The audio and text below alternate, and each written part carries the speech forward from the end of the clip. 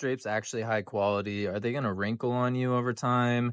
Should you be aware of the weight if you're going to be using a tension rod? Well, these are a few things I'm going to be answering here. Hope you have a fantastic day. My name's Jacob. We ordered these drapes so that we could essentially create a divider for the laundry room. So we have the washer and dryer in there. We've also got the drapes covering some of our closets over in that direction as well. So we ended up buying a lot of these and we're super happy with them. We're really glad we went with these.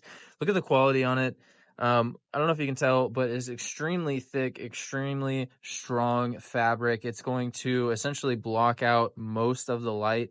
And in my opinion, if you're using this as blackout curtains, you would probably want to get a darker color, but we're not going to be using these as blackout. So love the beige tones.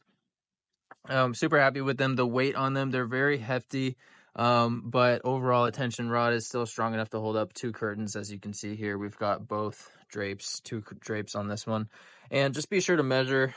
We ended up going a little bit too long with our drapes, ended up dragging on the ground just a little bit.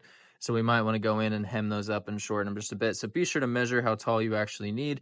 But otherwise, we love these. The wrinkling on here, that is just from out of the box. We still need to actually come in here with the iron and iron those out, and they'll be good to go. Other than that, hope you have a fantastic rest of your day. See you in the next review.